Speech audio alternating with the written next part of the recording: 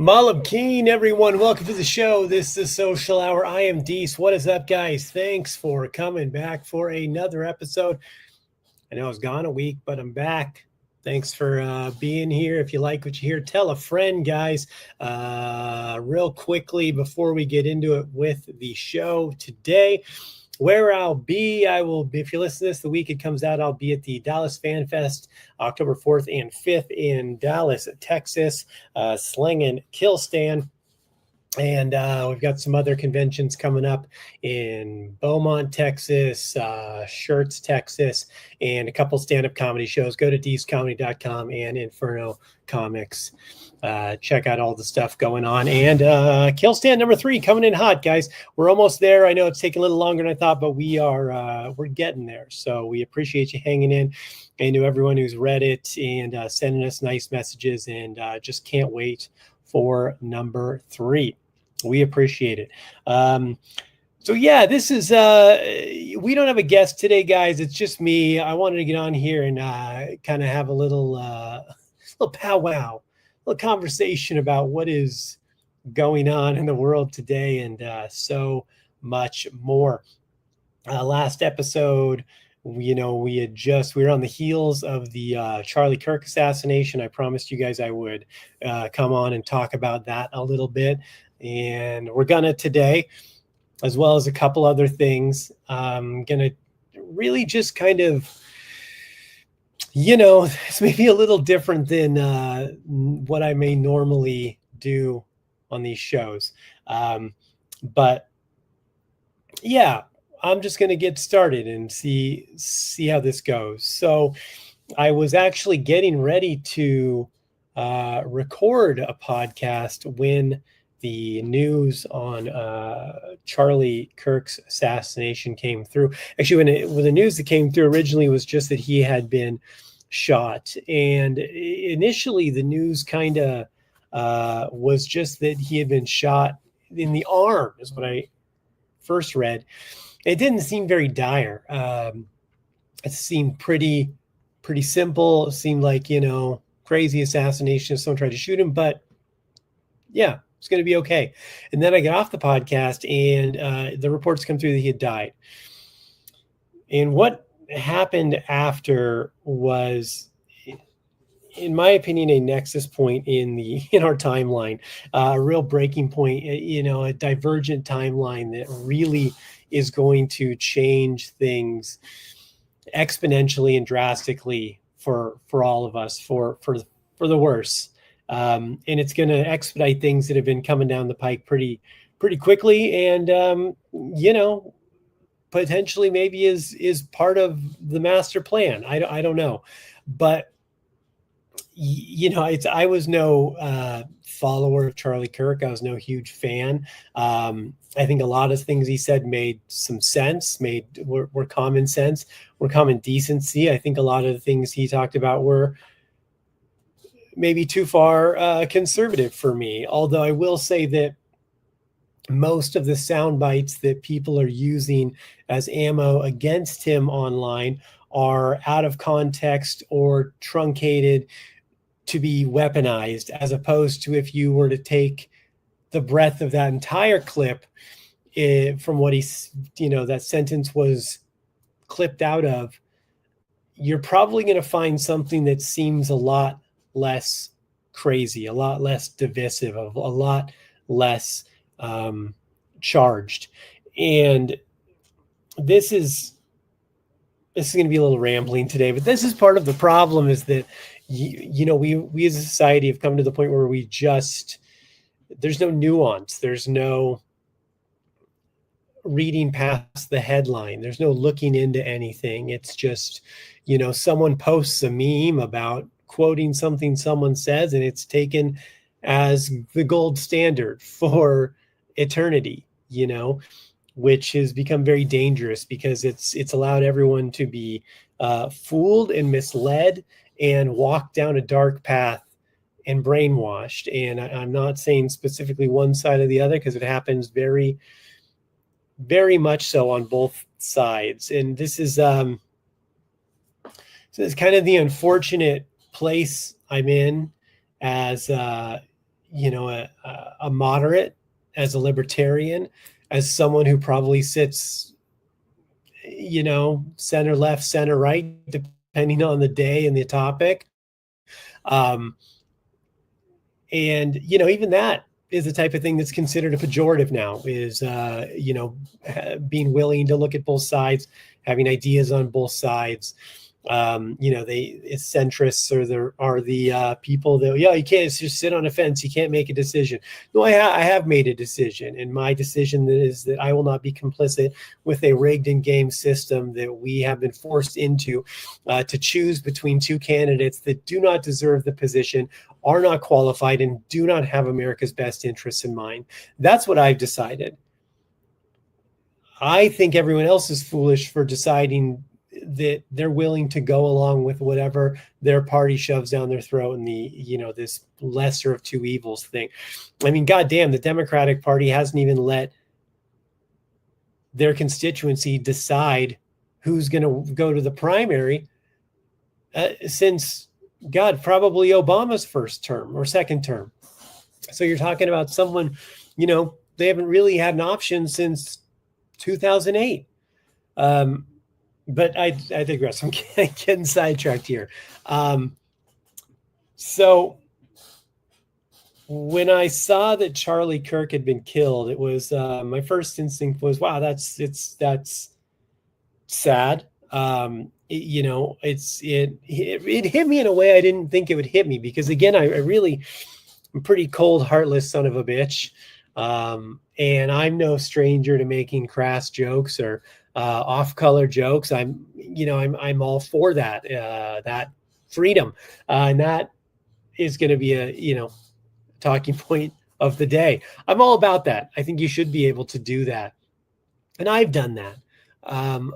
For some reason, this really hit me hard, though, because maybe because of where we're at as a country, so divided. Where we're at, that this is what it's come to, that if someone has ideas we don't like, we kill them. And that's very dangerous. Whether you agree with what Charlie Kirk said or not, you could disagree with 100% of what he said. Killing him is still wrong. That's not how that's not the solutions we have. There's no due process, no litigation. Someone decides and then he's gone. It just hit me, the gravity of what it meant. Not necessarily him specifically, because again, I wasn't intrinsically tied with this guy. I just had seen some clips online, and but the gravity of someone like that being killed is what really hit me, and made me realize that where we're at is much, much worse than I ever really even thought as a country. And then it just got even crazier, because people were literally rejoicing his death, cheering for a man's assassination, gleefully celebrating a wife and children who aren't going to have a dad that are going to come home tonight. And at first, it made me kind of mad. And then really, honestly, it just made me sad. I felt sad. I felt sad, not even just for his wife and kids. I felt sad for the people who are reacting that way. I still feel sad for him. Normally, I'd be more angry. Normally, I'd be more cynical. Normally, I'd be more willing to throw some barbs their way and make fun of them. But honestly, I just feel sad for them. They're broken people. You're lost people. You're people that don't have a rudder anymore. You don't have a moral high ground. Your moral turpitude is broken. Your internal moral compass is shattered. You're lost. These people are just lost, and they're sad, and they're gripping at anything they can that gives them that dopamine rush or hit or feeling that they're accepted into the tribe, that someone clicks a heart emoji or a laugh emoji on whatever they post online, and that's the closest they get to ever feeling alive. And I feel sad for them. So the people out there that are cheering, I think it's disgusting, but I just think it's sad more than anything, because they're just lost, broken people with that don't have no concept of self, have no concept of others, have no compassion. And I don't know what else to say besides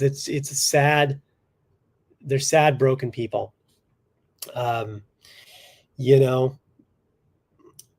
And man, when we start killing people who we don't appreciate what they have to say, God, it's time for all of you to start running serpentine to your car when you leave the house, because man, I see what you post online. You have some fucking retarded ideas. No one's safe. No one. It's just a dangerous precedent. That's not the way we silence people. And it's getting so extreme because we've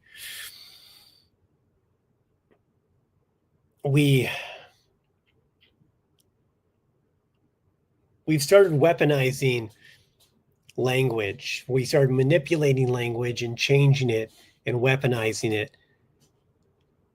And it's weaponized it as well as taken away the teeth.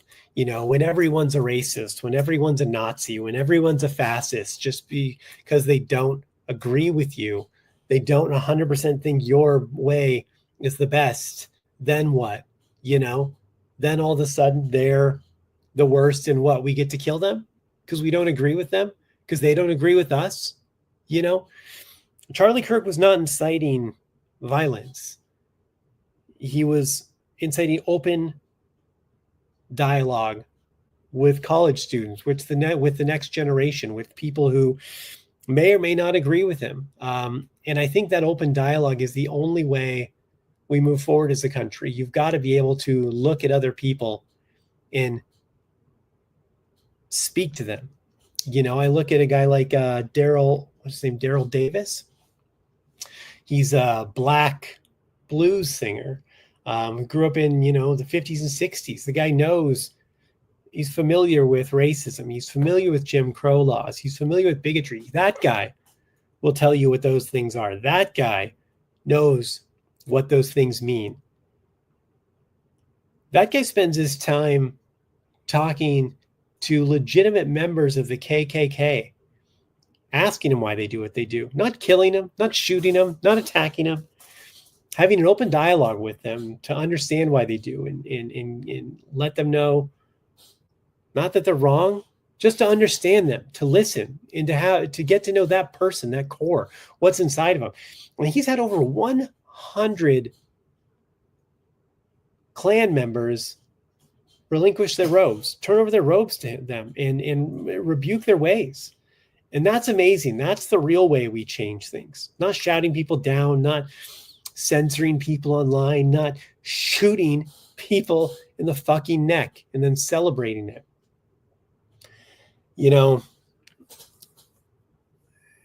And then it's celebrated and justified by saying, well, he deserved it. He said there's a certain amount of people that are going to die from gun violence. Yeah, he did say that. But if you look at that whole quote again, it's much more nuanced. It still doesn't mean he deserved to die for that, and people rejoicing it and saying, well, he said things we didn't like, so that's okay that he died. And then we had a big old dose of irony that, of course, no one ever sees, no one ever tastes. They just swallow it and don't even know what they're taking down. But a couple days later, Jimmy Kimmel is canceled temporarily for 4 days. Obviously we didn't know how long he was going to be canceled for when he was. But his show was temporarily put on hiatus because of some things he said about the shooter of Charlie Kirk, which, by the way, weren't true. But he was making a joke, he kind of fumbled the setup. It was kind of a weird way to say it. It was kind of a weird way to make a point. But he was making a joke, he was making a joke. And the actual joke of was the punchline was kind of good, where he talks about Trump saying, when the reporter asked him about the Charlie Kirk murder, and Trump kind of sidesteps it and talks about this beautiful rose garden they just planted or whatever. And, Jimmy Kimmel says the, third stage of grief is construction or whatever. It's funny punchline, little jumbled setup, not true setup, whether he realized that or not. I think he's smart enough to know. But, and then he gets pulled off the air, which, again, I don't think was right. Trump's administration kind of bullied the FCC into it. I think it's more than that. I think it's, again, everything's a little nuanced. I think it's more than that. I think that there's probably a piece of that, a part of that. I think it is good timing because, Jimmy Kimmel's coming up on a contract extension, and his show just bleeds money, just like Colbert did. It's a dead industry. It doesn't make sense anymore. It's not a good business model. It makes zero sense, So it was a couple things, but I'm not going to deny that Trump's administration probably put some pressure to do this, which isn't right. That's the government interfering. That's government censorship. That's a blatant disrespect of the freedom of speech of someone. I will say, there are consequences. It's not freedom of consequences. So if an employer doesn't like that you say that, it's not really an infringement on your freedom of speech, right? Because, let's pretend Jimmy Kimmel came out and was like, yo, pedophiles aren't that bad. Turns out fucking kids isn't near as bad as you think it is. There's plenty of great people out there that fuck kids. Can they fire him then? Is he allowed to fire them then? Are they allowed to be like, whoa, we don't want you saying that on our network? If he comes out and be like, yo, dudes who fuck horses are awesome. That's fucking great. I think that's cool as hell, there's certain things you are going to get. Your employer is allowed to be like, whoa, we don't want that on our network. So, although I don't think Trump's administration should have stepped in as ABC or as the network, they do have the right to be like, yo, we don't want that on our show. We pay for the show. That's not what we want. You're going to have to change the content. They are the arbiter of what ultimately gets to go on their network.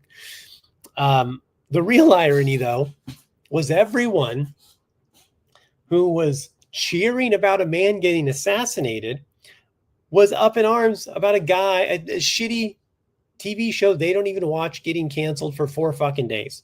They're like, oh my God, this guy they're silencing him, politically silencing him. Sure, maybe, but at least they didn't shoot him in front of his family on TV. If someone would have come out, jumping out of the audience with 30-06 and put one through Jimmy Kimmel's windpipe right on TV, then I would have been a little more upset about the whole situation. But the way it went down, sucks. Trump shouldn't have done that. If he did, I'm sure there was some interference, but we don't really know exactly.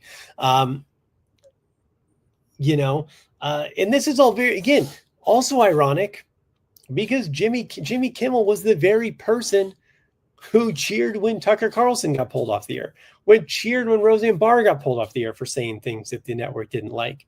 So now, hey, good for the goose, good for the gander, right, man?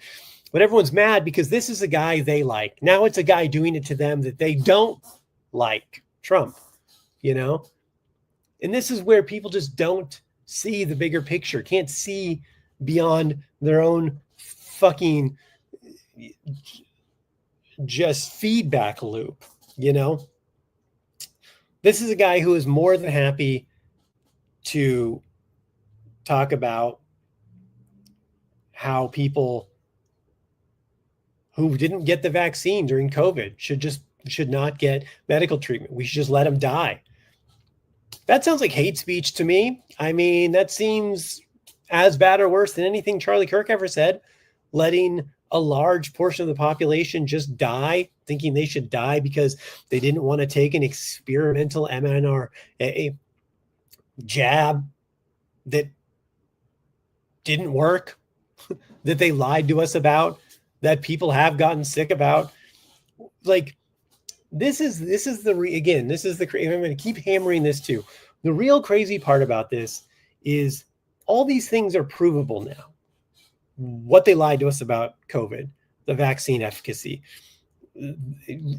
vaccine injuries, the real, how deadly COVID actually was. All those things, we know the truth now. And people are still hammering on that fucking dumb information from the first 2 weeks, thinking that, billions of people died. No, the Cleveland Clinic did a retroactive study and found that, something like 2% of the people that they thought died from COVID actually died of COVID. The numbers are drastically smaller than we think. But let's keep going down this timeline,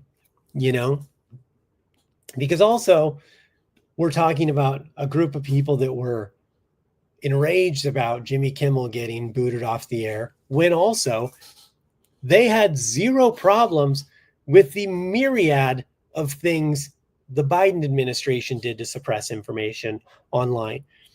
Alphabet, that's Google, YouTube, Meta, Instagram, Facebook, and Twitter have all come out openly saying that the Biden administration, the FBI, all pressed them and forced them to suppress information, to delete information, to delete accounts that were spreading actual information that they just didn't like, that they didn't want around.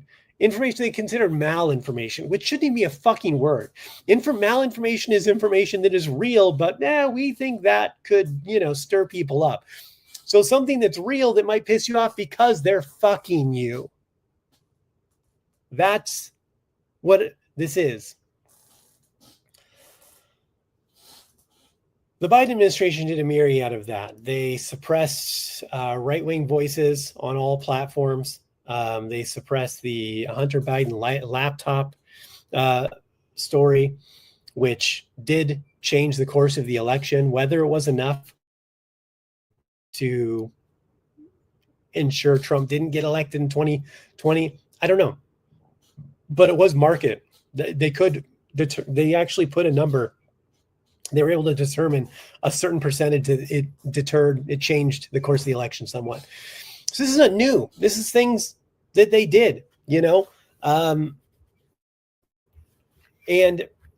again, this is the type of thing where when you give this information to people, they can look at that and be like, literally someone said, I don't think that's as bad as what Trump did. So you're telling me that suppressing right-wing journalists, that deleting channels who are spreading information that was accurate that they just didn't want us to have, giving us real information, telling us things that actually could help us during COVID, suppressing information on stories that would be detrimental to Biden and his administration. All those things are not as bad as Trump canceling a TV show. Even say he did. Say he went down to ABC and pulled the off lever on Jimmy Kimmel's show. Let's say he did. Is that drastic? The other thing is still so much worse, objectively worse. But these people don't see that. And that's part of the problem is we're not having good faith conversations with people anymore. I walk into these conversations most of the time assuming I'm having a good faith conversation with someone about real things and talking in reality. And then most of the time I quickly realize, you're not a sane person. I pointed out to one person all the things, the numerous things Biden's administration did against free speech during his, 4 years. And they're like what? And I'm like, if you don't already know, It doesn't matter what I show you. You're not going to accept it as reality, you know? And listen, this isn't just hammering on the left. The conservatives are just as bad on their own right. Any information they don't want, they just want in one ear, out the other. They're not willing to accept it. So again, guys, this has kind of been rambling. It's kind of short. I just wanted to get on here and say, really hope that everyone